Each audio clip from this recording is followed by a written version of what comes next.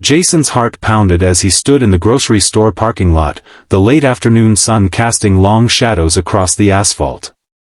His old sedan, a reliable but beat-up relic from his college days, sat just a few feet away, its hood now sporting a fresh dent from the biker's helmet. The biker himself, a towering figure with muscles rippling under a worn leather vest, loomed like a storm cloud. His name was stitched in red on his jacket, Rex. Tattoos snaked up his arms, and his eyes burned with a grudge that Jason couldn't immediately place. The plastic grocery bags, filled with milk, eggs, and a frozen pizza, lay scattered at Jason's feet, some of their contents spilling onto the pavement. The air was thick with tension, the kind that makes your skin prickle and your gut tighten. "Earn it?" Jason said, his voice steady but his mind racing. He wasn't a fighter by nature, more of a thinker, a guy who'd spent his life avoiding trouble. At 32, he was a paralegal at a small law firm, good at de-escalating disputes in courtrooms, not parking lots. But the memory of a bar scuffle 2 years ago flickered in his mind. A blurry night, a crowded dive bar, a brawl he'd barely been part of, just enough to testify about what he'd seen to the cops. Could that be what this was about? Rex cracked his knuckles, the sound like gunshots in the quiet lot. "You ratted out my brother, Danny," he growled. "He's doing 3 years because of you. You're gonna pay for that, pretty boy." A small crowd was starting to gather, shoppers with carts, a couple of teens on bikes, even a store clerk peeking out from the sliding doors. Nobody stepped in. They just watched, like this was some kind of street theater. Jason took a deep breath, forcing his hands to stay open at his sides. He wasn't built like Rex, no one would mistake him for a gym rat. Lean, wiry, with glasses that always slid down his nose, Jason looked more like a guy who'd argue about zoning laws than throw punches.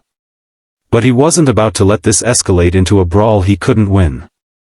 "Look, man," he said, raising his hands slightly, palms out, "I don't know the whole story with your brother, but I'm not here to fight.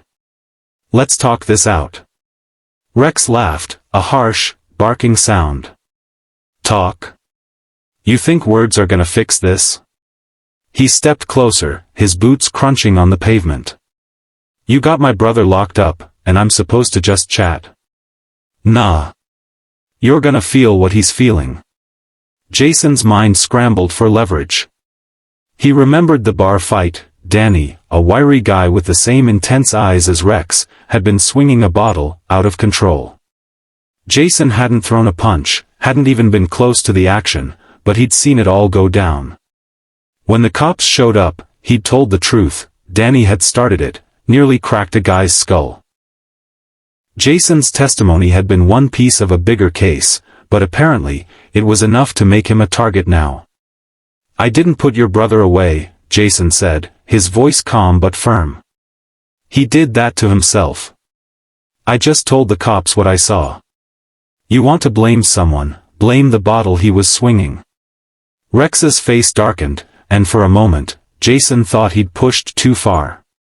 The biker lunged, grabbing Jason by the collar and yanking him forward. The crowd gasped, but Jason's instincts kicked in, not to fight, but to survive.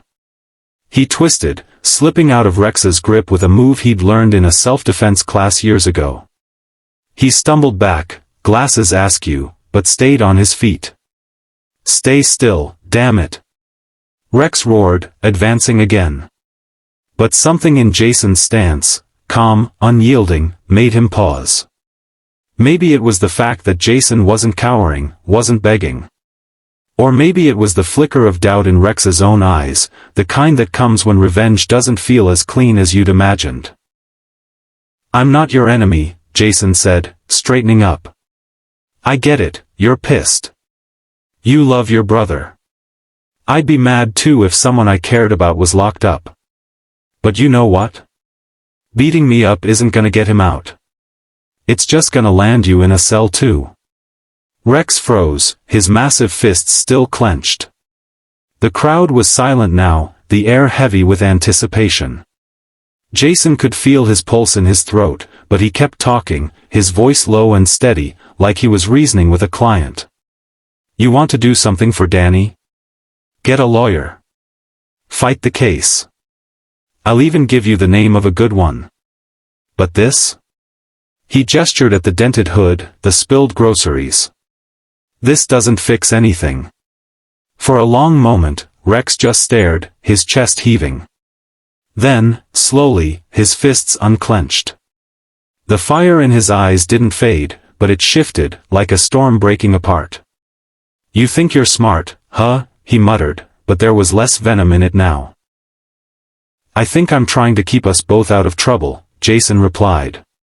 He bent down, picking up the grocery bags one by one, his movements deliberate, giving Rex time to think.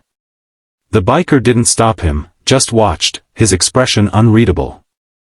As Jason set the last bag in his trunk, he turned back to Rex. I'm sorry about your brother, he said quietly. I mean that. If you want that lawyer's name, I'll write it down. Rex didn't answer right away.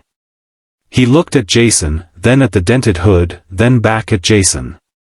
Finally, he shook his head, almost to himself. You got guts, he said, his voice gruff. Most guys would have run or begged. He picked up his helmet from the ground, brushing it off. Don't think this is over.